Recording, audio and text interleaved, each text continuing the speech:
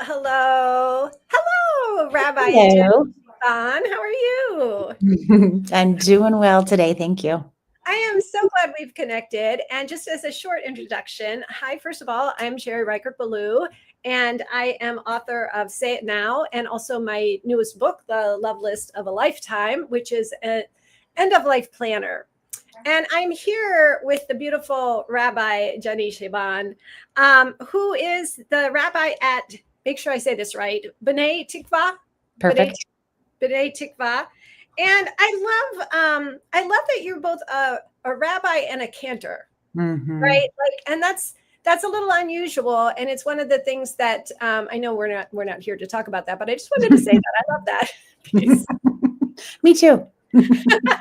And also, like, just to say on a personal note, we met at a poetry workshop in San Luis Obispo, which I love that we met at a poetry workshop by my dear, and I think your dear friend, Rosemary Watola Tromer. Hmm. And I instantly really loved you because I loved your writing and I loved some of the things you shared that were so helpful to me personally during that workshop. So I just wanted to say that right now. Thank you. Well, the feeling is entirely mutual. And Jennie, we got together for coffee recently.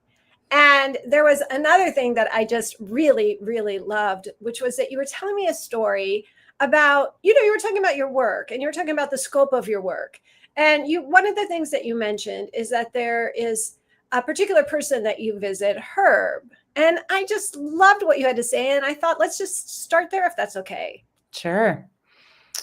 Yeah. I mean, the context of our conversation that led to talking about her, but if I remember correctly, was about the kind of enormity of the job of a pulpit rabbi.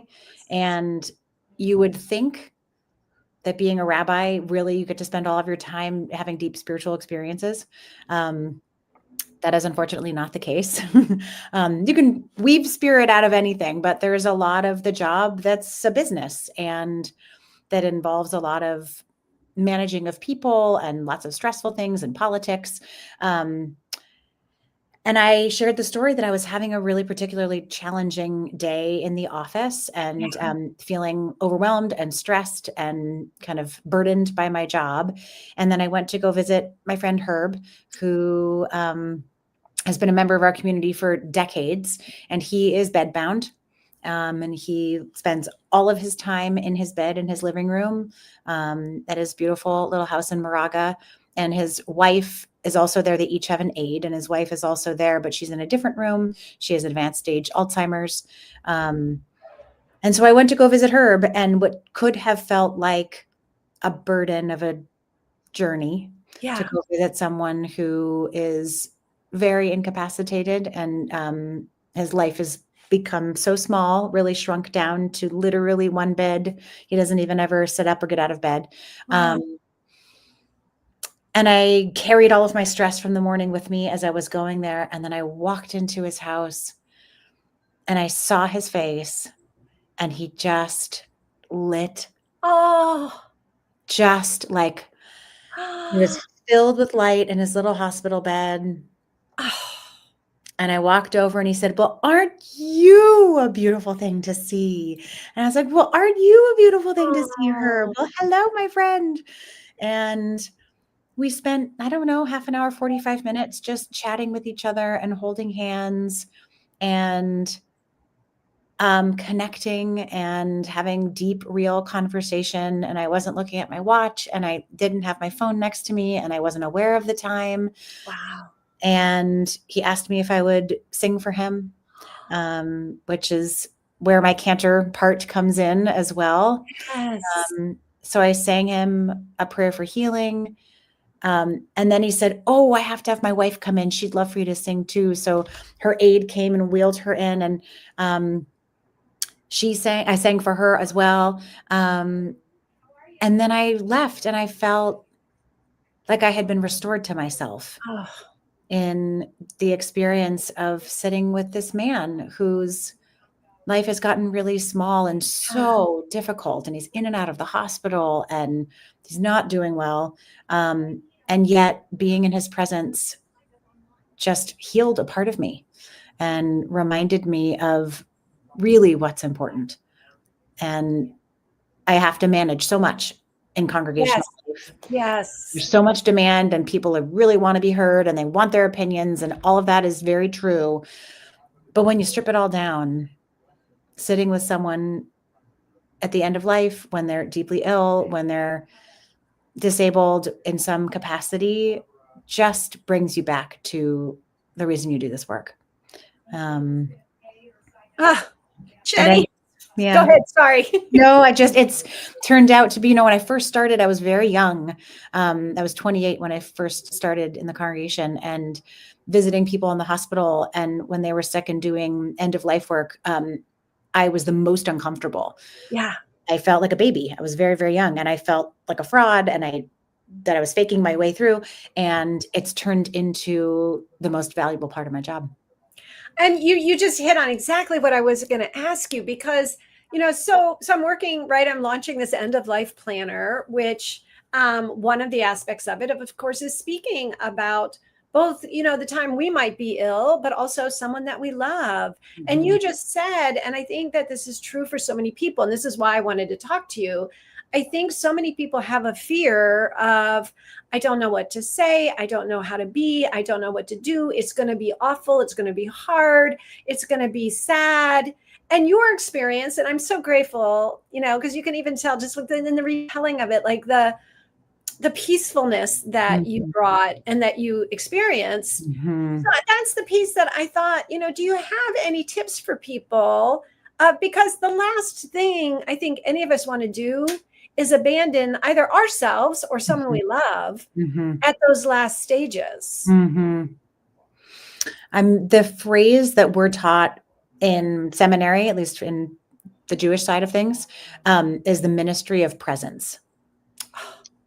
And really, that's the gift of this time.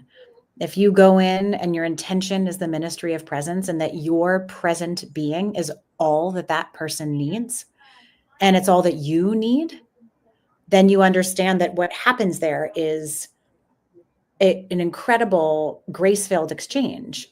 And yes, I'm going to visit a congregant of mine who's ill, but what is gained is by both of us. He heals me as much as my presence heals him, just because the two of us are present together. And that, ministry of presence. Is that the phrase? And I love that. And where it took me immediately is where I always go when I'm talking about this book that is ostensibly about planning end of life. In my mind, it's planning life, right? It's really it is about how to be mindful and respectful and loving every step of the way, up until the last breath. And so as soon as I heard you say the ministry of presence, I thought immediately, imagine if every one of us approached every interaction like that. Yeah. What would be happening in the world? How would we be with each other? There would be so much more peace. No question about it. No question. And when it comes to people who are ill or at end of life, I think part of why the ministry of presence is so important is because they lose so much control over their bodies, they have so much less agency. As your body falls apart, you lose agency. And so to have someone come in and be with you, and their whole purpose is just to listen and be with you, that's giving the power entirely to the person who's ill or the person who's dying. We're saying, I am here to serve exactly what you need. I want to listen to what you need. And recently I went a couple of weeks ago to see Herb in the hospital, and I asked him if I could sing him a prayer for healing, and he said no. It was the first time he'd ever said no. And I wonder, I'll see what happens today. I'm going to go see. I wonder if he has a sense that his breaths are numbered. Jennie. And that he didn't want me to pray for him to be healed. He just wanted me to be with him. Wow. Yeah. This, I know we don't have a lot of time today. Maybe we'll have another conversation another day. I would love it. Because this is already like, I just feel myself like it's so big.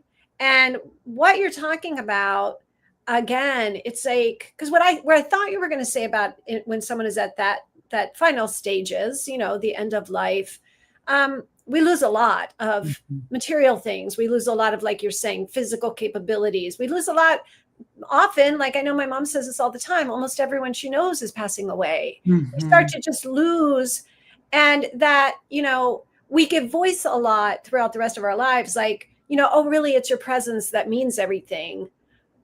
But I think that it's like what you're voicing and the way that you're telling it through Herb's story, for me, is really bringing it home. Like, this is so true all the time. And imagine, again, I keep saying imagine, because I think I just want anyone who's listening now or later to think, like, what if we switch it? Like, what if we don't run around to buy that perfect gift to take someone, and instead we show up at the door, calm and peaceful and ready to just be there for the moment, totally present, not distracted by all the things we think we should be and do and say.